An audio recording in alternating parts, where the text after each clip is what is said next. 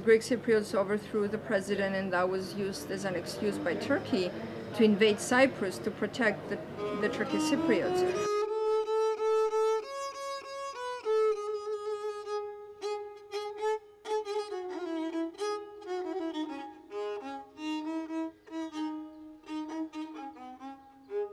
We're currently in southern Nicosia. Tomorrow we're going to be going to northern Nicosia to try to survey individuals' opinions about why this country should be unified and can be unified, despite the Turkish affiliation in the north, the Greek affiliation in the south, the religious differences between the Muslim north and the predominantly Orthodox Catholic south.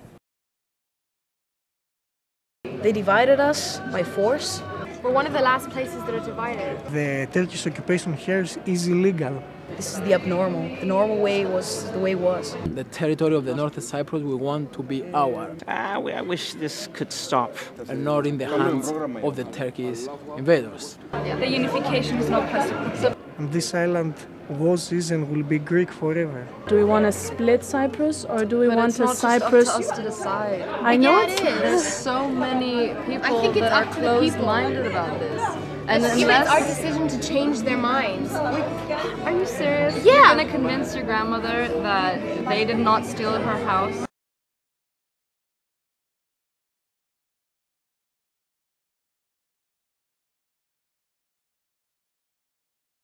The buffer zone, which cuts through the center of the city, created sort of this no man's land with hundreds of buildings, and some of the most important buildings stuck like ants in amber in this sort of like dead zone, which is only patrolled by the UN blue helmet guys. You see the demolished houses, you see the abandoned houses, you see the houses that have become military spaces. And you feel that something violent has taken place. Nicosia is a perfect example of a stalemate. No one knows how to get out of the stalemate. It's still a violent border. We're not supposed to be filming here, but we're just going to take a couple quick shots and get out of here. It's highly militarized. There's barbed wire everywhere. There's machine gun turrets. There's a lot of UN flags. UN peacekeeping bastions around here. It's pretty sketchy. So we're about to enter into the TRNC, North Cyprus.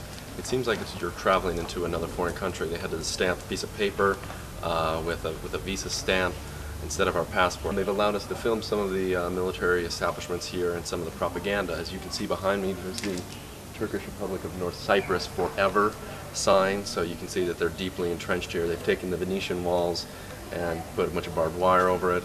It looks like a very militarized zone.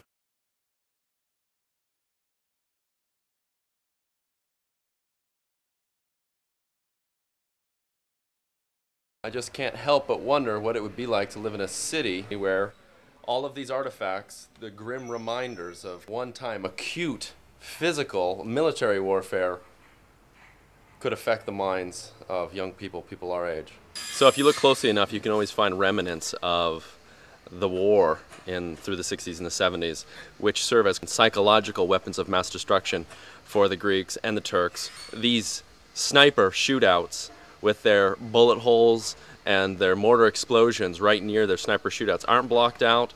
They just are constant reminders of the grim reality of the war that was and the war that continues. So check it out.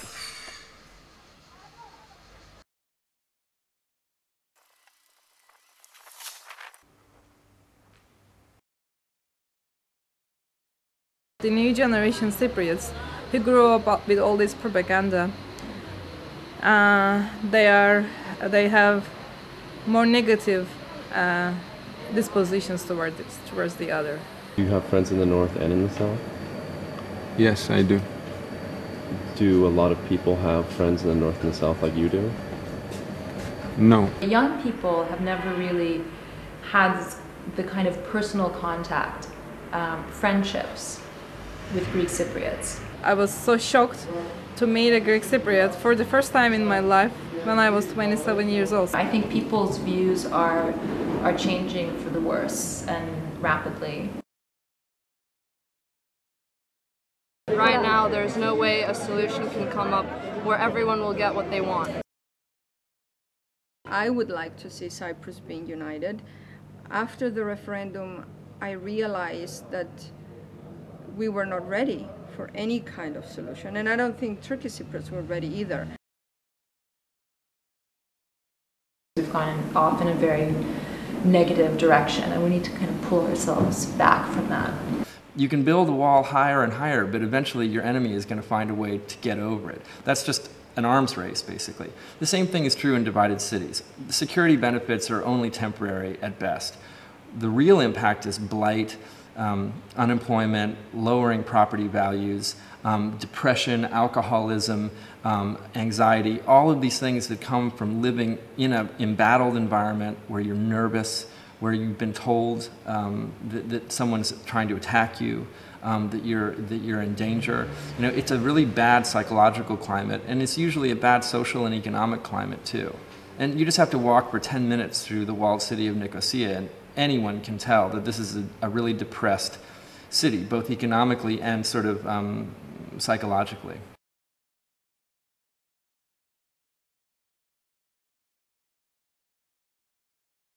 What does it mean to deal with the past, to reconcile with the past? I don't want my country to stay like this forever. You know, should think about a way that, you know, these societies can merge in the future.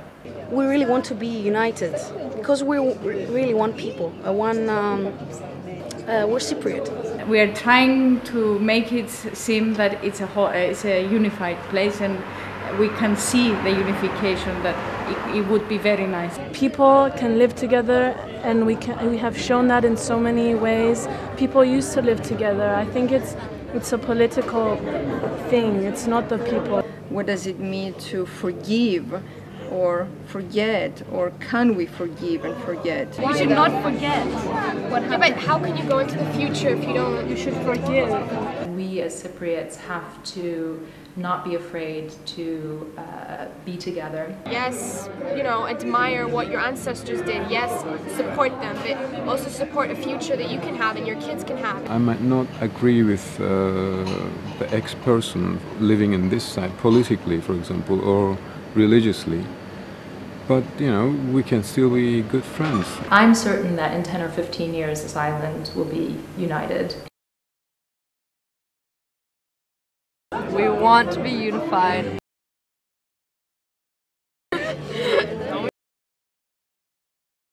We have a future together.